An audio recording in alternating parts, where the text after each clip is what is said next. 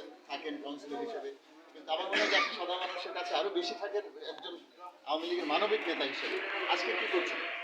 ধন্যবাদ। আপনারা জানেন যে মাননীয় প্রধানমন্ত্রী নির্দেশ ক্রমে আমরা দারিদ্র পরিবারগুলো যারা রয়েছে ঈদের সময় এবং রমজানের সময় তারা একটু আশা করে থাকে কিন্তু পাওয়ার জন্য মাননীয় প্রধানমন্ত্রীকে ধন্যবাদ জানাই। উনি একটি আমাদেরকে নির্দেশনা দিয়েছেন ইফতার পার্টি না করার জন্য, তো সাধারণ মানুষের পাশে দাঁড়ানোর জন্য। তো সাধারণ মানুষের পাশে আমরা 25,000 এবার আমি প্রতিদিন 1,000 1,500 করে ইফতারের বক্স আমি দিচ্ছি দাঁড়ে দাঁড়িয়ে বিভিন্ন বাড়িতে বিভিন্ন ইয়েতে দারিদ্র লোকের কাছে পৌঁছে দিচ্ছি, ফুটপাতে যারা রয়েছে তাদেরকে পৌঁছে দিচ্ছি, মসজিদ মাদ্রাসা তাদেরকে পৌঁছে দিচ্ছি, শিক্ষা প্রতিষ্ঠানগুলো যেখানে আছে সেখানেও যে দারোয়ান পিয়ন যেগুলো আছে তাদেরকে পৌঁছে দিচ্ছি। এবং আমরা এই যে দেখতে পাচ্ছেন যে মানে ঈদ উপহার আমরা আজকে 2,500 এই সামগ্রী আমরা ইন্ডিয়ান কমিউনিটি সেন্টার থেকে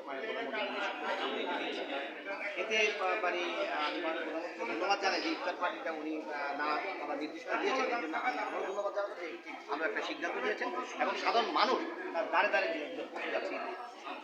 এই যে দলীয় প্রধানের নির্দেশে আপনারা যে মানুষের পাশে দাঁড়াচ্ছেন, এটা মানবিক কেমন গুণগুলো আপনি মনে করেন? আপনারা জানেন যে 1975-এর 15ই আগস্ট বঙ্গবন্ধু যেভাবে কাজ করতেন, 75-এর পরবর্তীতে যে সরকারগুলো এসছে আপনারা দেখেছেন যে মোটেই কোনো অবস্থাতেই তারা ভালো কাজ করে যায়নি। এবং আপনি সিটি কর্পোরেশনে দেখেন এবং আমাদের যারা জনপ্রতিনিধি রয়েছে তারাও কিন্তু বেশ স্বতঃস্ফূর্তভাবে এই সাধারণ মানুষের পাশে দাঁড়িয়ে কাজগুলো করছে এবং এটা খুবই ভালো লাগছে। ধন্যবাদ। আমরা রফিকুল ইসলাম বাবলা ভাইয়ের এই যে তার বিতরণ আমরা দেখতে পাচ্ছি, সেটা হচ্ছে যে উনি কাউন্সিলর 15 নম্বর ওয়ার্ড কাউন্সিলর ঢাকা দক্ষিণ সিটি কর্পোরেশন এবং ধানমন্ডি থানা আওয়ামী লীগের সাধারণ সম্পাদক। সবাইকে ধন্যবাদ। আমরা ত্রাণ বিতরণ দেখতে পেলাম।